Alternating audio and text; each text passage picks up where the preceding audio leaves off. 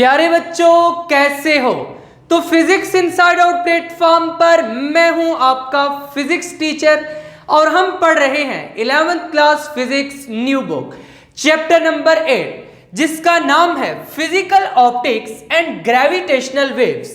और आज के लेक्चर में हम चैप्टर नंबर 8 का जो आर्टिकल पढ़ने जा रहे हैं that is article number 8.6 gravitational waves GWs। तो इससे पहले कि आज के इस लेक्चर को स्टार्ट करें, अगर अभी तक आपने फिजिक्स इनसाइड आउट को सब्सक्राइब नहीं किया तो जल्दी से सब्सक्राइब करके बेल आइकन के बटन को क्लिक कर दें ताकि जैसे ही नेक्स्ट लेक्चर्स अपलोड हो आपको साथ के साथ नोटिफिकेशंस मिलते रहें और आप एग्जाम्स की बहुत ही अच्छे से तैयारी करके बहुत अच्छे मार्क्स ले सकें। और आज की इस वीडियो को लाइक कर दीजिए ताकि लेक्चर को पूरे मजे से स्टार्ट किया जा सके। ग्रेविटेशनल वेव्स वाला आर्टिकल कोई नॉर्मल आर्टिकल नहीं है बल्कि एक बहुत ही इंटरेस्टिंग और एक मॉडर्न आर्टिकल है। ग्रेविटेशनल वेव्स को तकरीबन 100 साल कबल सर अल्बर्ट आइंस्टाइन ने प्रिडिक्ट किया था, लेकिन हाल ही में 2017 में ग्रेविटेशनल वेव्स को डिटेक्ट करने पर 3 साइंटिस्ट को नोबेल प्राइज भी मिल चुका है। इसलिए कोई नॉर्मल आर्टिकल नहीं है बल्कि एक मॉडर्न, इंटरेस्टिंग और एक एक्साइटिंग आर्टिकल है।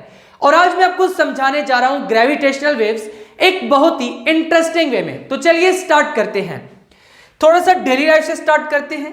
मान लो अगर मैंने इस लेजर लाइट को लोकेट करना है इस रूम में कि ये भी कहां पर प्रेजेंट है, तो मैं क्या करूंगा, यहां पर कोई एक ऑरिजिन कंसीडर करूंगा, फिर एक्स एक्सिस में भी डिस्टेंस मेजर करूंगा, वाई एक्सिस में भी करूंगा, जेड एक्सिस में भी करूंगा, यानी कि यहां पर एक एक्स एक्सिस में मानूंगा, इसके साथ साथ मैं एक वाई एक्सिस भी मानूंगा और इसी के साथ साथ एक जेड एक्सिस भी लूंगा, कुछ इस तरीके से। और जेड एक्सिस कैसे होगा, कुछ इस तरफ होगा। This is X axis, this is Y axis, this is Z axis. अब यहां पर मान लो इस रूम में ये लेजर लाइट प्रेजेंट है, मैं एक्स से भी डिस्टेंस नोट करूंगा, वाई से भी डिस्टेंस नोट करूंगा, जेड से भी डिस्टेंस नोट करूंगा, यानी एक्स वाई जेड। तो यहां से मुझे पता चल जाएगा कि इसकी फिजिकल लोकेशन क्या है रूम में। लेकिन अगर हम स्पेस की बात करें तो we are talking in 3 dimensional space. इसको हम कहते हैं 3 dimensional space, X axis, Y axis, Z axis, 3D space.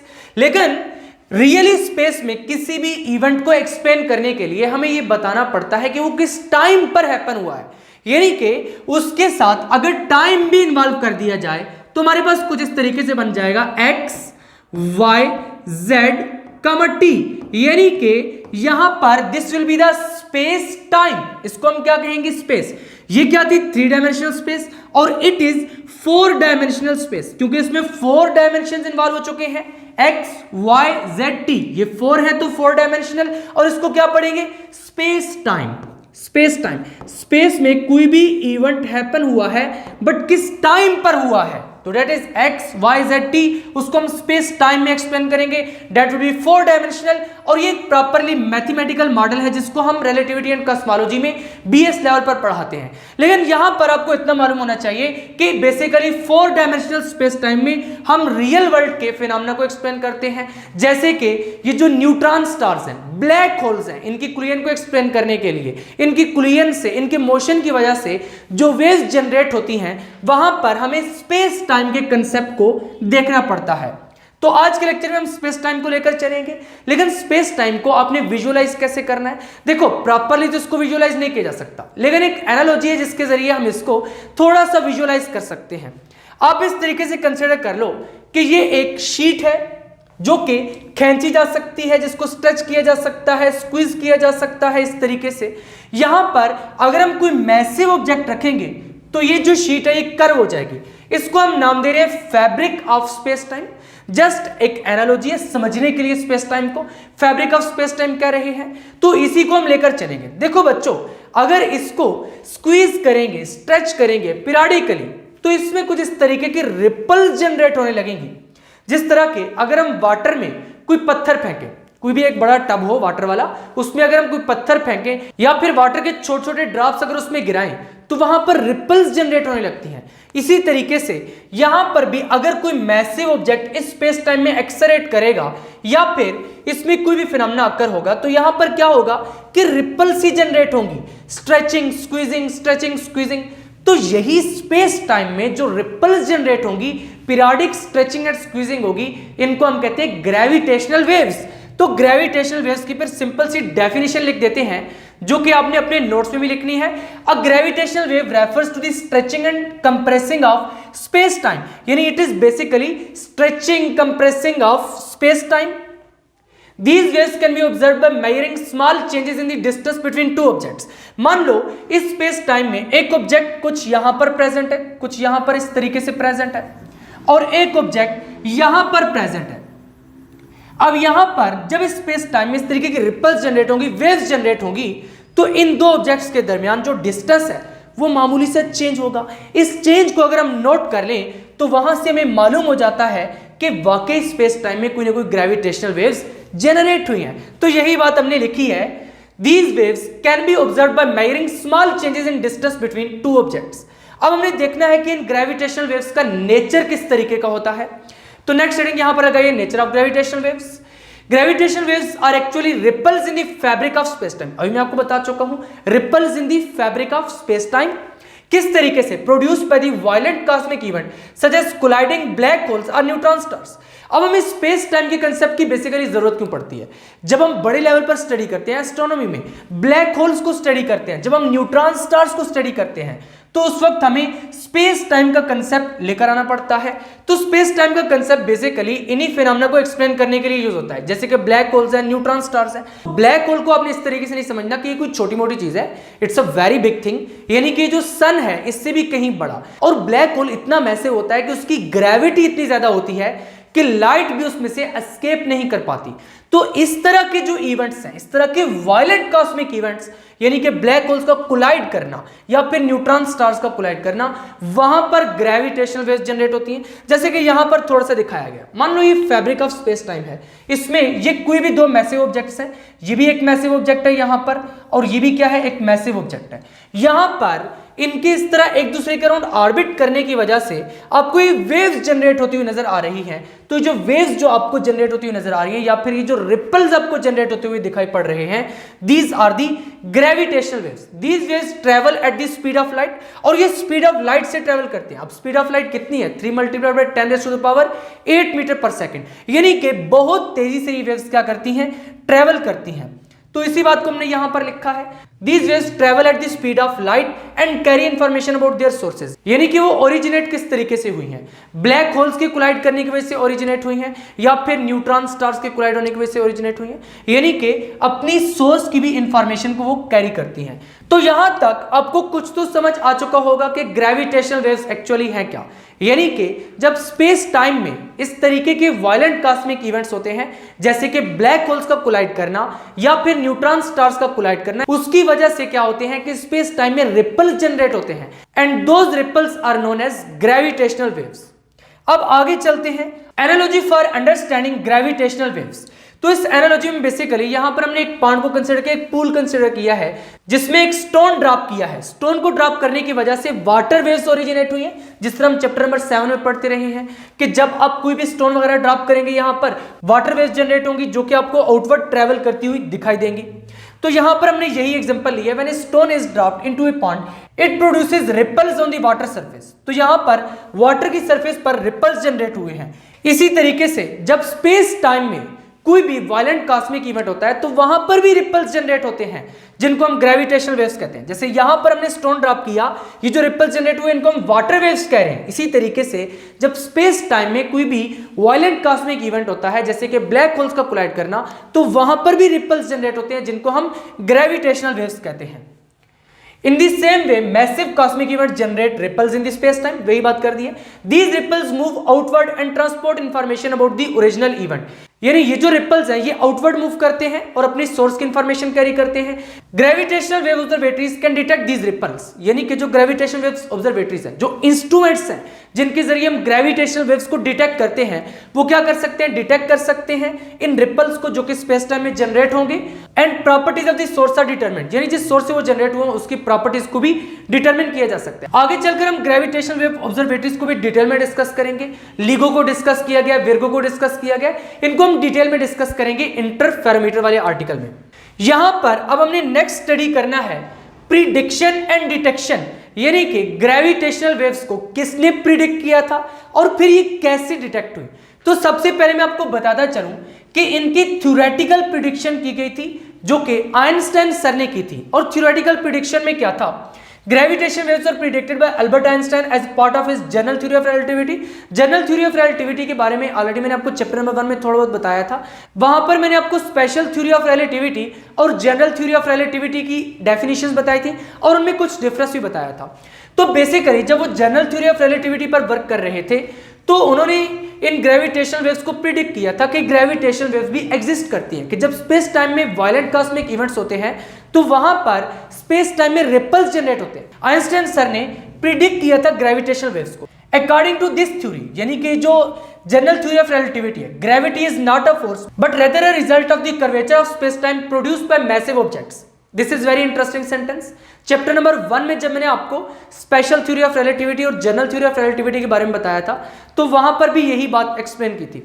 अभी तक आपने मोशन से रिलेटेड जितना भी पढ़ा है, ग्रेविटी से रिलेटेड चैप्टर नंबर 2 में, chapter number 3, chapter number 4, gravity और मोशन से रिलेटेड आपने जितना भी पढ़ा है वो सारी की सारी कहानी आइजैक न्यूटन सर की थी। उन्होंने जो कुछ बताया था उसको हमने chapter number 2, chapter number 3, chapter number 4 में पढ़ा। उनके लॉस को देखा, इक्वेशन ऑफ मोशन को देखा, इसके साथ साथ हमने ग्रेविटी को देखा, यानी इस तरीके के हमने डिफरेंट फिनोमेना को देखा।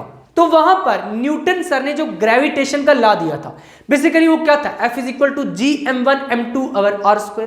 इसी तरीके से हमने पढ़ा था। और न्यूटन सर का ये कहना था कि कोई भी दो ऑब्जेक्ट्स जिनका कोई भी मैस होगा वो एक दूसरे को अट्रैक्ट करते हैं नेचुरली। जैसे कि अभी मैं अर्थ पर प्रेजेंट हूं, अर्थ मुझे अट्रैक्ट कर रही है अपनी तरफ, इनफैक्ट मैं भी अर्थ को अपनी तरफ अट्रैक्ट कर रहा हूं, but my mass is very small as compare to the mass of earth. और अर्थ जो मेरे ऊपर फोर्स एक्सर्ट कर रही है वो मेरा वेट हो जाएगा। सिमिलरली इस पेंसिल पर अर्थ जो फोर्स एक्सर्ट कर रही है that is weight of this pencil. इस तरीके से न्यूटन सर का ये कहना था कि ग्रेविटी एक फोर्स है, लेकिन न्यूटन सर इस बात का आंसर नहीं दे पाए थे कि ये फोर्स आखिर आती कहां से है। इसका आंसर आइंस्टाइन सर ने दिया था। उन्होंने स्पेस टाइम के कंसेप्ट को यूज करते हुए ग्रेविटी को एक्सप्लेन किया था और उन्होंने कहा था कि ग्रेविटी कोई फोर्स नहीं है बल्कि ये ज्योमेट्री ऑफ स्पेस टाइम है। जैसे कि यहां पर मैं आपको बताता हूं, ये एक मैसिव ऑब्जेक्ट है, मान लो ये अर्थ है, इसको मैं अर्थ कह देता हूं, एंड दिस इज मून, इसको मैं मून कह देता हूं। आइंस्टाइन सर का यह कहना था कि अर्थ क्योंकि एक मैसिव ऑब्जेक्ट है तो इस मैसिव ऑब्जेक्ट ने स्पेस टाइम को अपने अराउंड रैप कर लिया है, या फिर आप ये कह सकते हैं कि स्पेस टाइम इस मैसिव ऑब्जेक्ट की वजह से कर्व्ड हो गई है। और ये जो मून है ये इस कर्व पाथ को फॉलो करते हुए अर्थ के अराउंड मूव कर रहे हैं। लेकिन न्यूटन सर ने क्या कहा था, न्यूटन सर ने तो ये कहा था कि यहां पर अर्थ और मून के दरमियान एक फोर्स है जो कि सेंटीपिटल फोर्स प्रोवाइड कर रही है और मून अर्थ के अराउंड मूव कर रहे हैं। यही हम पढ़ते रहे चैप्टर नंबर 3 में। लेकिन आइंस्टाइन सर का कहना यह था कि इस फैब्रिक ऑफ स्पेस टाइम में ये जो अर्थ प्रेजेंट है, इस अर्थ ने क्या किया है, इस फैब्रिक ऑफ स्पेस टाइम को कर्व किया है, यानी कि इसको अपने अराउंड रैप किया है। और वो जो कर्व पाथ है ये मून उसको फॉलो कर रहा है और इस ऑर्बिट में मूव कर रहा है। यानी कि आइंस्टाइन सर के मुताबिक ये जो curvature of the space time है it is basically the gravity. वो कहना ये चाहते थे कि ये जो स्पेस टाइम की बेंडिंग है, ये जो स्पेस टाइम की ज्योमेट्री है, ये जो मैसिव ऑब्जेक्ट प्रेजेंट है जिसकी वजह से स्पेस टाइम में बेंडिंग आई है, basically this bending is known as gravity. तो यहां पर हमने यही बात की है। अकॉर्डिंग टू दिस थ्योरी, यानी कि जो जनरल थ्योरी ऑफ रिलेटिविटी थी, ग्रेविटी इज नॉट फोर्स। मैंने भी आपको ये बताया कि आइंस्टाइन सर का ये कहना था कि ग्रेविटी फोर्स नहीं है बल्कि result of the curvature of space time है, यानी कर्वेचर ऑफ स्पेस टाइम है जो कि मैसिव ऑब्जेक्ट्स की वजह से क्या हुआ, प्रोड्यूस हुआ है। Gravity is like a dent in mattress, जैसे कि यहां पर इस मैट्रेस में आपको ये डेंट नजर आया, तो आइंस्टाइन सर का यही कहना था कि ये डेंट इन मैट्रेस की तरह है। Heavy objects bend the space time around them and that why object experience gravity। यानी जितने भी हैवी ऑब्जेक्ट्स हैं वो स्पेस टाइम को अपने अराउंड बेंड कर लेते हैं और यही जो बेंडिंग है this is basically known as gravity. अब आइंस्टाइन सर ने सबसे पहले 1916 में ये प्रिडिक्ट किया था कि ग्रेविटेशनल वेव्स एग्जिस्ट करती हैं।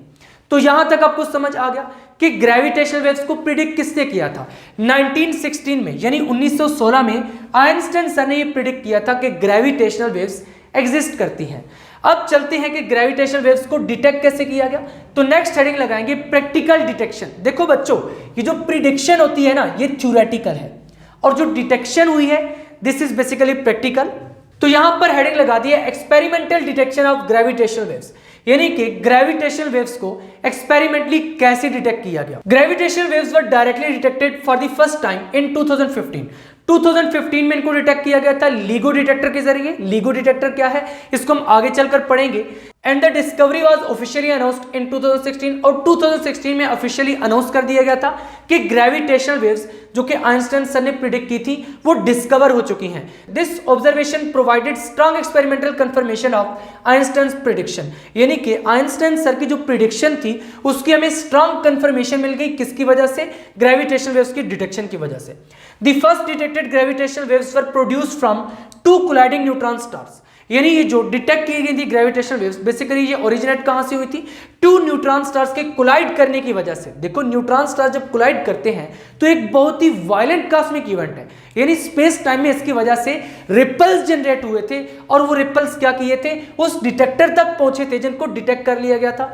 Where there was a gradual increase in the frequency and amplitude, यानी कि उन वेव्स की फ्रीक्वेंसी और एम्पलीट्यूड ग्रेजुअली इंक्रीज कर रहे थे।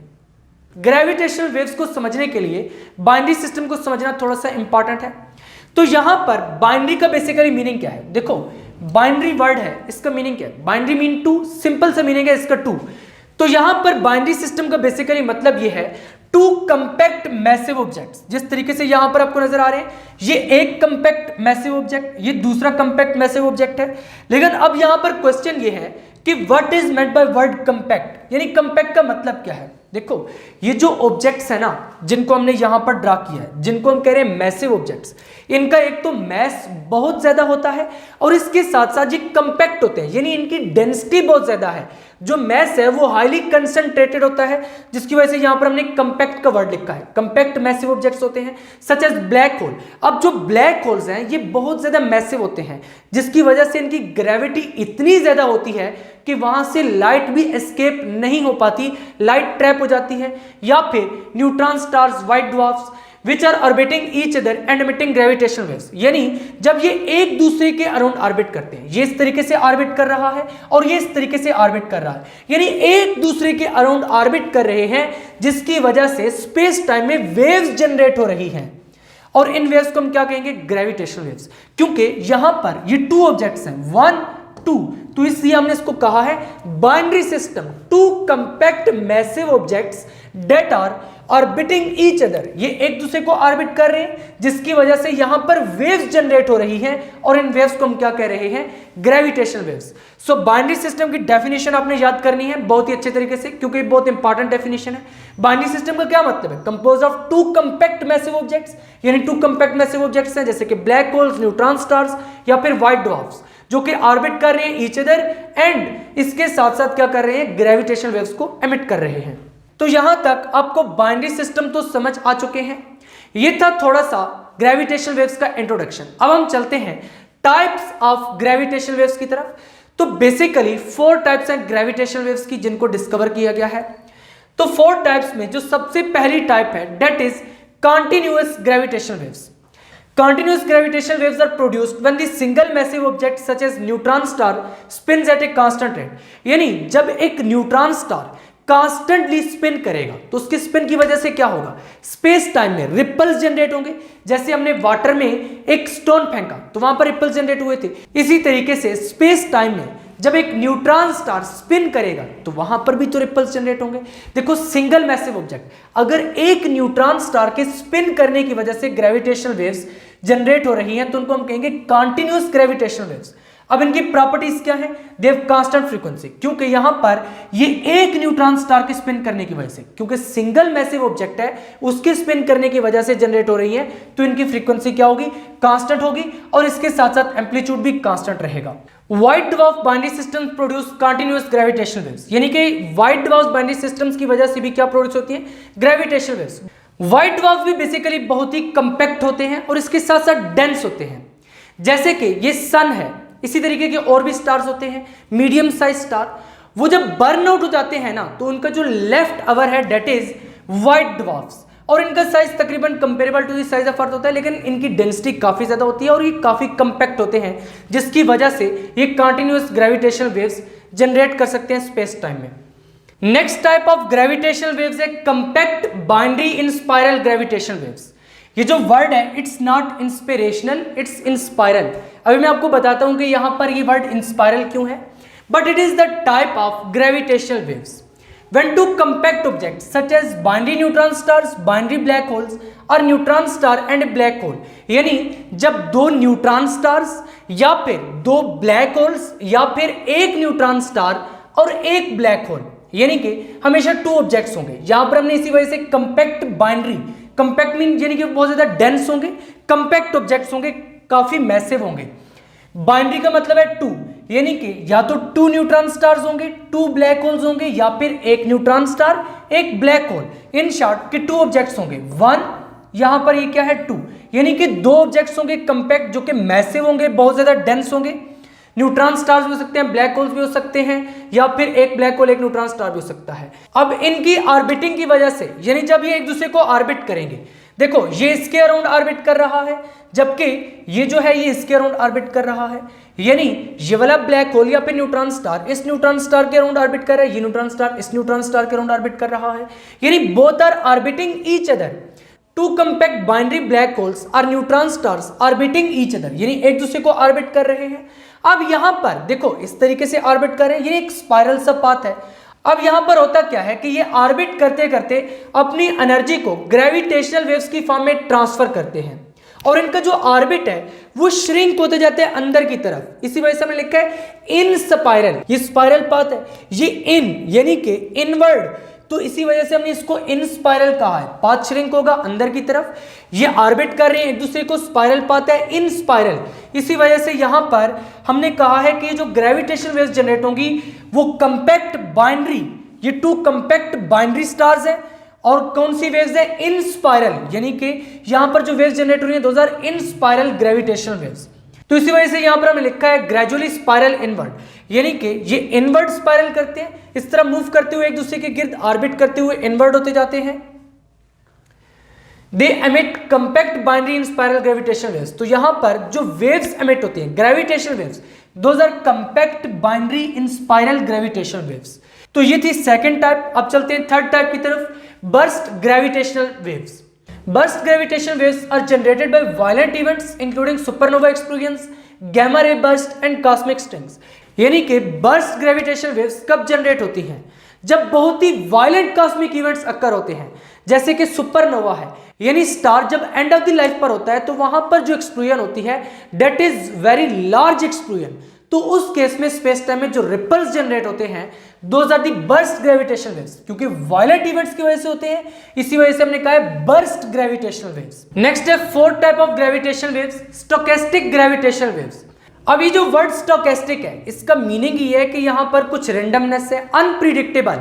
तो इनकी डेफिनेशन भी कुछ इसी तरीके से है, stochastic gravitational waves consist of weak random signals. अब ये जो वर्ड रैंडम है ना, इसी वजह से हमने इनको स्टोकेस्टिक ग्रेविटेशनल वेव्स का नाम दिया है, यानी कि ये किस पर मुश्तमिल होती है? Weak random signals form by combined effect of many weak gravitational wave sources, यानी बहुत सी वीक ग्रेविटेशनल वेव सोर्सेज से जो वेव जनरेट हो रही हैं उनके कंबाइंड इफेक्ट, उनकी सुपरपोजिशन की वजह से, जैसे कि बहुत ही डिस्टेंट बाइनरी सिस्टम्स हो तो वहां से जो ग्रेविटेशनल वेव्स अर्थ तक पहुंचेंगी वो बहुत ज्यादा वीक होंगी, तो इसलिए इनको डिटेक्ट करना भी बहुत ही मुश्किल होता है। इसी वजह से हमने लिखा है these waves are considered the most difficult to detect, यानी इनको डिटेक्ट करना काफी मुश्किल है। ये थी 4 टाइप्स ऑफ ग्रेविटेशनल वेव्स। यहां तक आपको एक बात तो समझ आ गई होगी कि ग्रेविटेशनल वेव्स क्यों जनरेट होती हैं। या तो स्पेस टाइम में कोई कॉस्मिक इवेंट होता है, वायलेंट कॉस्मिक इवेंट, या फिर ऑब्जेक्ट्स के एक्सरेट करने की वजह से, मैसिव ऑब्जेक्ट्स से एक्सरेट करने की वजह से। तो नेक्स्ट हेडिंग फिर यही लगाते हैं, ग्रेविटेशनल वेव्स फ्रॉम एक्सरेटिंग ऑब्जेक्ट्स। देखो जितनी भी ऑब्जेक्ट्स है ना, जैसे कि व्हीकल्स हैं, जैसे कि एरोप्लेन्स हैं, अब ये भी क्या कर रहे हैं, बेसिकली स्पेस टाइम में मूव कर रहे हैं, तो इनकी वजह से भी तो कोई ग्रेविटेशनल वेव जनरेट होती है। तो जी हाँ, एरोप्लेन की मूव करने की वजह से भी ग्रेविटेशनल वेव जनरेट होती हैं, बट वो इतनी वीक होती हैं कि उनको डिटेक्ट नहीं किया जा सकता। तो यही बात हमने लिखी है, any physical object that undergoes एक्सरेशन produces gravitational waves, यानी कोई भी फिजिकल ऑब्जेक्ट जो कि एक्सरेट करता है उस केस में ग्रेविटेशनल वेव्स जनरेट होती हैं। Objects such as vehicles, airplanes also produces gravitational waves. However, their masses and accelerations are small to generate waves detectable by present instruments. यानी प्रेजेंट हमारे पास जो इंस्ट्रूमेंट्स है जैसे कि LIGO डिटेक्टर है, विर्गो डिटेक्टर है, ये उन ग्रेविटेशनल वेव्स को तो डिटेक्ट कर सकते हैं जो कि ब्लैक होल्स के कोलाइड करने की वजह से आती हैं या फिर न्यूट्रॉन स्टार्स के कोलाइड करने की वजह से आती हैं, लेकिन ये जो एरोप्लेन्स या फिर व्हीकल्स की वजह से जनरेट होती हैं उनको डिटेक्ट नहीं किया जा सकता। उनको क्यों नहीं डिटेक्ट किया जा सकता? क्योंकि वो बहुत ज्यादा वीक होती हैं, एरोप्लेन का मैस बहुत स्मॉल है, ये जो एक्सेलरेशन प्रोड्यूस करता है that is also very small, इसी वजह से हम इन वेव्स को डिटेक्ट नहीं कर पाते। नेक्स्ट है gravitational waves observatories. Gravitational waves observatories का मतलब है कि वो इंस्ट्रूमेंट्स जिनके जरिए हम ग्रेविटेशनल वेव्स को डिटेक्ट कर सकते हैं। तो बेसिकली यहां पर टू इंस्ट्रूमेंट्स हैं, LIGO and Virgo. As binary systems orbit each other, the gravitational waves they emit can be detected by specialized observatories. यानी कि जब बाइनरी सिस्टम्स ऑर्बिट करते हैं तो उस केस में ग्रेविटेशनल वेव्स जनरेट होती हैं, जैसे कि मैं आपको पहले बता चुका हूं। और ये कुछ स्पेशलाइज्ड ऑब्जर्वेटरीज हैं, यानी कुछ स्पेशलाइज्ड इंस्ट्रूमेंट्स हैं जिनसे ऑब्जर्व किया जा सकता है, जिनमें से सबसे पहला है LIGO और दूसरा है विर्गो। LIGO में L से बनता है लेजर, I से बनता है इंटरफेरोमीटर, G से बनता है ग्रेविटेशनल वेव और O से बनता है ऑब्जर्वेटरी। इसमें बेसिकली लेजर लाइट यूज होती है। इसको हम आगे चलकर नेक्स्ट लेक्चर में डिटेल में डिस्कस करेंगे, इंटरफेरोमीटर वाले लेक्चर में। उसमें हमने सारी डिस्कशन LIGO पर करनी है। यहाँ पर बताने का मकसद यह है कि LIGO एक इंस्ट्रूमेंट है जिसके जरिए ग्रेविटेशनल वेव्स को डिटेक्ट किया जा सकता है, ऑब्जर्व किया जा सकता है, और ये कहाँ पर लोकेटेड है? USA में लोकेटेड है। नेक्स्ट है विर्गो। ये भी एक large scale gravitation wave observatory है जिससे ग्रेविटेशन वेव्स को डिटेक्ट किया जा सकता है। ये कहां पर प्रेजेंट है? कैशिना, इटली में। नेक्स्ट है information contained in gravitational waves, यानी वो ग्रेविटेशनल वेव्स जो कि LIGO और विर्गो से डिटेक्ट की जाती हैं उनमें किस तरीके की इंफॉर्मेशन कंटेंट होती है, तो यहां पर उसके बारे में डिस्कस करना है। Gravitational waves provide valuable information about their sources. Gravitational waves की डेफिनेशन में भी हमने यही पढ़ा था कि ये सोर्स के बारे में वैल्यूएबल इंफॉर्मेशन प्रोवाइड करती है, यानी कौन से बाइनरी सिस्टम के ऑर्बिटिंग की वजह से ये जनरेट हुई हैं। तो ये क्या क्या प्रोवाइड करती है? The message of the objects, यानी कि उन ऑब्जेक्ट के मैसेज क्या है, इसके साथ साथ उनकी स्पिन क्या है, और इसी के साथ साथ details of their merger dynamics. Merger dynamics का क्या मतलब है? जब मैसिव स्टार्स कोलाइड करते हैं, जो एक बड़ा मैसिव स्टार बनेगा, यानी कि जो मर्जर होगा उनका, उसकी डायनामिक्स के बारे में भी इंफॉर्मेशन देती है ये gravitational waves. These waves travels at the speed of light, पहले भी हम पढ़ चुके हैं कि स्पीड ऑफ लाइट से ट्रेवल करती हैं, and allows scientist to study the most extreme events in the universe, यानी कि जो मोस्ट एक्सट्रीम इवेंट्स हैं जैसे कि सुपरनोवा एक्सप्लोजन्स हैं, जैसे कि ब्लैक होल्स का आपस में मिलना है, तो इसके बारे में ये इंफॉर्मेशन प्रोवाइड करती है। नेक्स्ट है role of binary systems in gravitational waves. पहले हमने बाइनरी सिस्टम्स की डेफिनेशन पढ़ी थी, अब ये है रोल ऑफ बाइनरी सिस्टम, यानी बाइनरी सिस्टम्स का रोल क्या है।